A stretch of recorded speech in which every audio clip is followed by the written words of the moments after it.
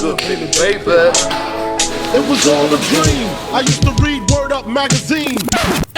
Notorious.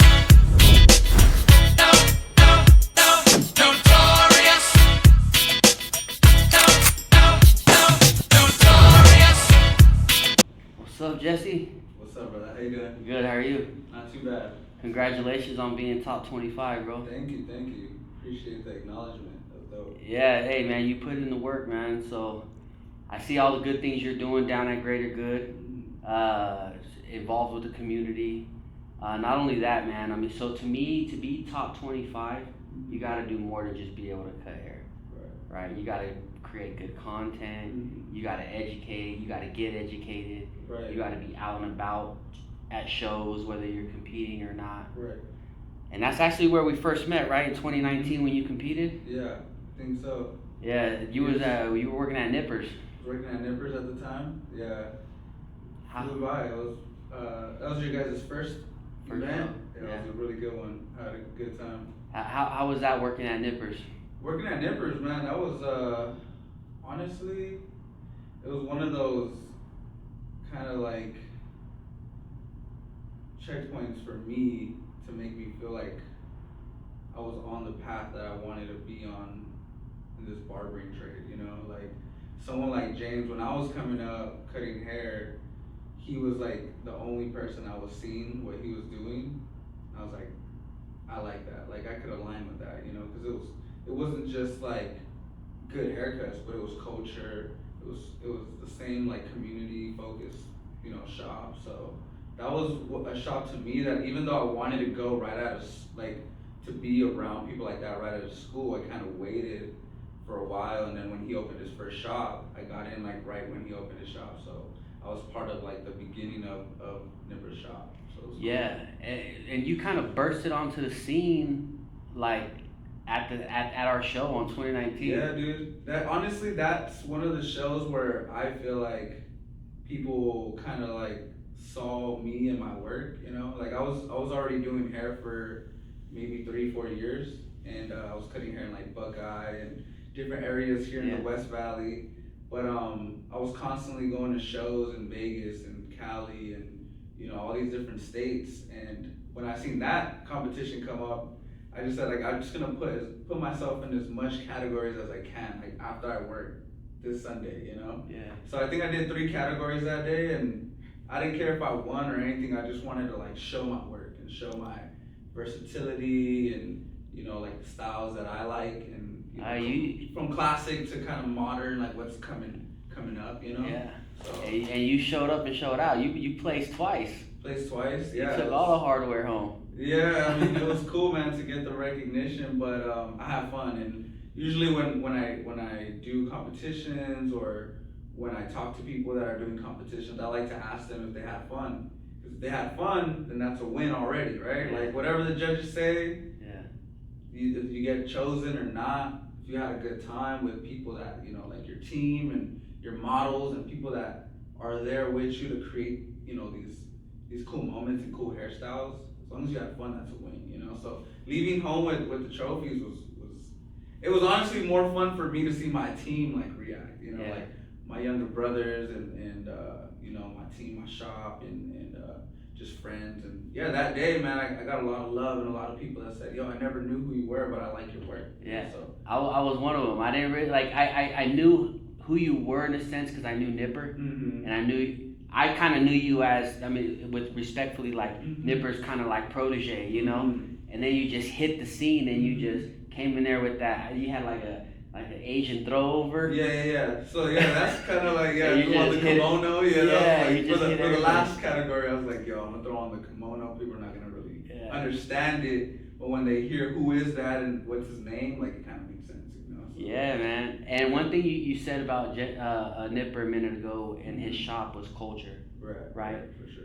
And when I think about you, we were talking about this earlier, like you have a lot of culture, but it's really hard to pinpoint what, you know, to label you because you're like super Chicano and super modern and kind of like just downtown vibe, like so you're like a modern Chicano, But Yeah. but you just got cool. Like your whole vibe is different, bro. Yeah. And I feel like that's gone a long ways for you. Yeah. And I feel like, obviously your craft is great, but just your style and the way you perceive, you just the way you are. Yeah, it kind of carries you. My brother said this the other day. He's like, man, well, I can't hide who I am because I'm wearing it. Like, this is how I look, like, and this is what people perceive me as. So I'm gonna represent who I am, and so yeah, like, am I Chicano? 100%, Yeah. But I love progression. I love to see like creators. I love to see just people that are passionate about something, Yeah. because that drives me and what I'm passionate about, so energy like that is infectious. You got people around you like that, it's gonna be progression, so Right. I like that. And one thing I noticed about your shop and what you do is you get involved with a lot of the community a lot. Mhm. So tell us about that. What was your kind of method on that?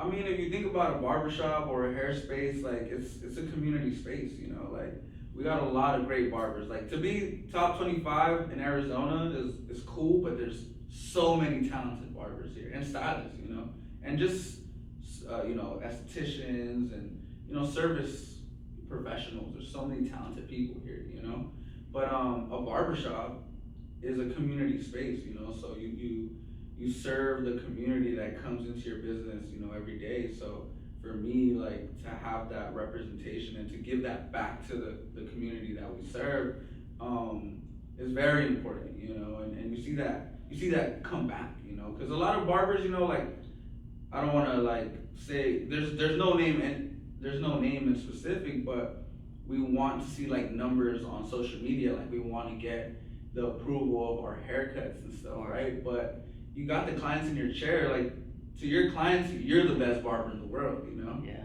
And that's a good feeling, So just show your appreciation to the people that support you, like, day to day, who help you pay your bills, to that are there when you're going through tough times yourself. So community is very important to us in our space, for sure. I remember talking to Nipper, man, and we were on stage actually, and you were competing, and he was talking about his shop, and I remember him saying, "Yeah, man, Jensu, he's like, that fool's bad. He's badass, bro.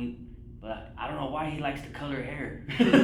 Yeah. He started just kind of like, I don't know why he likes to color hair, man. But I feel like you took who you are, who Nipper is, and probably a lot of other places Right. that you've been to, and you kind of just meshed that up. For sure. And you just took it and ran with it. Yeah, as you should. I think every step in your career or anybody you surround yourself with is to like learn from, and to create a better version of yourself, So, rest in peace to my brother James. I honestly was only like had a chance to be around him for like 2 years, but I always watched what he did, and to me, I say he was my mentor, even though he didn't teach me like the trade, like cutting hair, Right.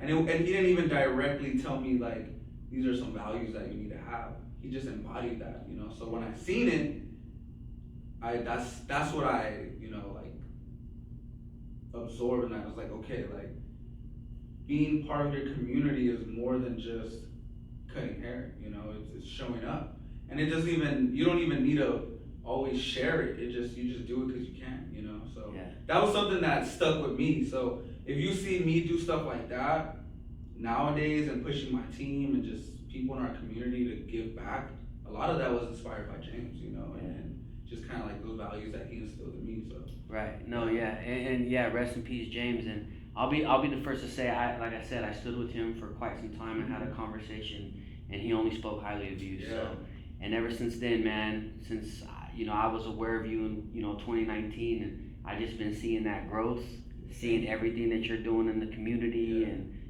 your whole movement. You know what I mean? And I respect it. I like it. So again, man, just thanks for being here, and congratulations on being top 25, brother. Thank you, man. I'm ready to see the next wave, next year, and congratulations to you for throwing on one of Arizona's biggest barber, event. You've been killing it every year since 2019 to, last year we're in Westgate, right? Yeah. Dude, congratulations to that, man. Thank you. Thank you. Not only congratulations, but thank you for that. Yeah, thank you. The young up and coming barbers gotta see that, they gotta feel like, yo, like, I have this presence outside of the shop, you know, that's like people love what they do, you know, because we didn't have that here for a long time, you know, and sometimes when we did, the competitions is you know, obviously like one of the focuses when it comes to a barber like expo or something like that, but I think it's more than just competing. I think it's just having that like that shared love for what you do, you know, day to day, and you take that inspiration, you go back to the shop and you kill it, you know. And we all come together for that day. 100%. And we're all one big barbershop on that so one day. thank you for that, for real. I appreciate it, bro. Yeah, so again, thank you guys for coming out and making the drive. And again, congratulations, bro. It's an honor always having you, always being around you. So just keep doing what you're doing, bro. I'm excited to see the growth. Thank you. Let's go.